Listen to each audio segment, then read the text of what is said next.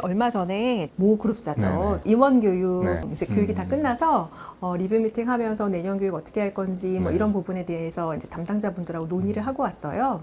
근데 마침 또 우리 대표님께서 강의를 너무 잘해 주셔가지고 만족도가 네. 너무 높게 나와서 네. 내년에도 같이 하고 싶다라는 예. 또 말씀을 이제 해주셨는데 네. 그 비결과 노하우를 좀 먼저 말씀해 다행이네요. 주시면 그래도 감사하겠습니다. 제가 좀 기여를 한 것 같아서 그럼요. 네, 네, 나중에 네, 밥을 네. 사십시오. 네, 사겠습니다.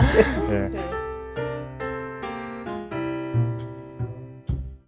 제가 생각해보면 일단 K그룹 예비임원, 즉 경영진 후보자 과정이었잖아요. 네. 근데 조직관리와 피플 리더십, 이제 부제로는 사람을 움직이는 리더, 코칭과 피드백의 새로운 문법, 이제 이런 주제로 강의를 맞아요. 했는데 네, 네. 생각해보면 이제 높은 만족도 비결은 좀 세 가지로 꼽을 수 있을 것 같습니다. 이제 첫 번째는 일단 이론보다는 실용적인 내용으로 좀 구성을 하지 않았나. 제가 이제 강의나 코칭을 할 때 가장 강조하는 게 실용성입니다.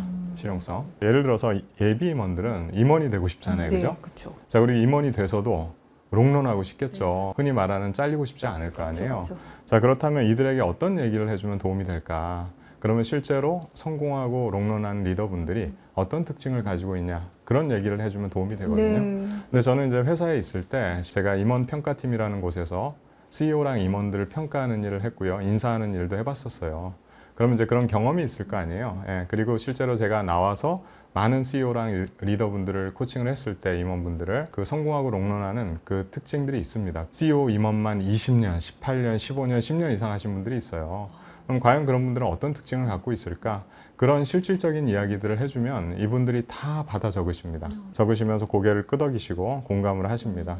뭐 예를 들면 이제 성공하고 롱런하는 리더의 특징 혹시 어떤 게 있을까요? 자기 관리를 엄청 잘하시는 네, 분들도 네, 네. 그 되게 롱런하시는 것 같고 특히 성과를 내시는 분들. 그러니까 사실 저희 기업에서 가장 중요한 게 그 성과이잖아요. 네, 맞아요. 네. 자기 관리 정말 잘하시는 분들 성과 다 맞는 말씀입니다. 그래서 뭐 이제 제가 말씀드리는 건 일단 첫 번째는 요즘은 전문성입니다. 무조건 전문성이 되세요. 네, 네. 뭐 연공, 서열, 나이, 남녀, 성별 중요하지 않습니다. 전문성이 있는 분들이 롱런하고요. 거기에다가 성과를 내야 돼요. 말씀하신 전문성이 있으면서도 성과를 내야 된다. 그게 1번. 자, 2번은 결국 리더십입니다. 리더십을 계속 검증받습니다. 리더십 단면 평가를 받고 검증을 받아야 되고 좋은 리더십을 발휘하는 분들이 오래 가십니다. 결국은. 그 다음에 거기에 더해서 정치력. 뭐 정치를 잘하라는 얘기가 아니라 내 이해관계자들과 우호적인 관계를 형성하는 능력, 네, 네. 뭐 상사, 그 다음에 나의 동료들, 동료 리더들, 그 다음에 우리 구성원들. 정치력을 키운 스킬 중에 하나가 이제 경청 스킬이죠. 네. 귀는 친구를 만들고 입은 적을 만든다. 탈무드 속담에 네. 이런 말이 있죠. 갑자기 확 찔렸지. 그래서 말이 많은 분들이 네. 적이 많이 생겨요. 네. 남의 이야기를 잘 들어주는 사람들이 내 편이 많이 생깁니다. 네, 네, 네. 그래서 리더분들이 정말 이렇게 잘하시는 분들은요, 경청을 정말 잘해요. 자, 그리고 세 번째는 결국은 변화 적응력입니다. AI 시대에 빠르게 이렇게 변화에 적응을 해 나가야 되고, 뭐 상사가 CEO가 누가 바뀌든 간에 거기에 코드를 빨리빨리 맞추고 잘 적응하는 분이 있고요. 직무가 바뀌더라도 갑자기 스텝 부서에서 K그룹 같은 경우에도 실제로 신임 임원 과정도 했잖아요. 제가 코칭도 했었고 그쵸. 그런 분들이 네. 사실은 뭐 15년간 막 20년간 스텝 부서에만 있다가 임원이 돼서 영업 부서로 발령난단 말이에요. 영업본부장으로. 그럼 사실 영업을 안 해봤잖아요. 그럼에도 불구하고 그거를 빠르게 보고를 받고 학습을 하면서 캐치업을 하시는 분들이 있습니다. 결국 성과를 내고 또 승진을 해서 또 올라가죠. 자, 그런데 나는 영업을 안 해봤는데 이건 내 전공이 아닌데 하고 도태되는 분들도 있습니다. 그래서 이제 그런 게 다 변화 적응력에 관한 거예요.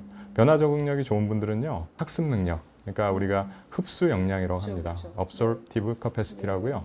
빠르게 이제 정보나 공부할 것들 이런 것들을 하면서 흡수를 하는 거죠.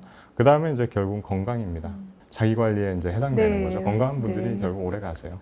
근데 이런 얘기들을 해주면 진짜 도움되고 이런 것들 나 관리를 잘해야 되겠다라고 생각하시는 것 같아요. 저도 막 적게 되는데 오래 가고 싶어가지고. 네, 지금 뭐 제가 간단히 얘기했지만 네. 실제로 뭐 네. 많은 사례들, 실사례를 얘기하면서 네. 이제 이렇게 설명을 드리고 네. 두 번째는 이제 리더로서 고민사항에 대한 좀 현답을 제공하려고 노력을 하고 있습니다. 그러니까 리더들은 진짜 고민이 많거든요. 그렇죠. 근데 그거를 말할 사람도 그걸 말을 했다고 사실 뭐 도움이 되는 솔루션을 주는 사람도 별로 없어요. 자, 그래서 저는 이제 강의할 때 Q&A 세션을 좀 많이 할애를 하고요. 거기서 실질적인 팁을 좀 제공을 하려고 노력을 합니다. 특히 예를 들면 이제 리더십 다면 평가에 대해서 많은 분들이 다면 평가를 받으면서 점수를 향상하는 방법을 궁금해 하잖아요. 충분히. 자, 그러면 이제 그런 방법들을 알려드리는 거죠.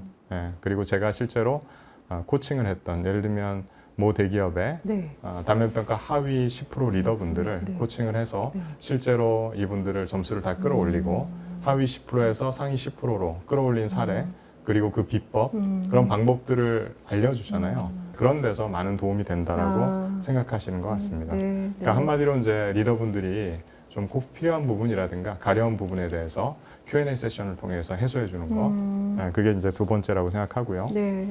그리고 이제 세 번째는 FMC 과정과 NMC 과정을 좀 연계를 했기 때문에 더 시너지가 나지 않았나. 퓨처 매니지먼트 코스가 있고 예비 경영진 과정, 그다음에 뉴 매니지먼트 코스. 그러니까 결국 이제 예비 경영진이 신임 임원이 되는 거잖아요, 상무가. 그러면 이제 제가 NMC도 진행을 해봤기 때문에 NMC 과정에서 신임 임원들을 코칭하면서 그분들이 갖고 있는 고민거리라든가 임원이 되기 위해서 갖춰야 할 역량들 이런 것들을 FMC 과정에서 설명을 해주고 그러니까 이제 귀를 쫑긋하고 들으시더라고요. 왜냐하면 본인들이 이제 되어야 할 모습이잖아요. 예, 그런 얘기들을 연계해서 하니까 도움이 많이 됐던 것 같고 실제로 그런 부분들을 통해서 이제 예비 임원으로서의 마인드셋과 스킬셋을 강화하는 데 도움이 됐던 것 같습니다.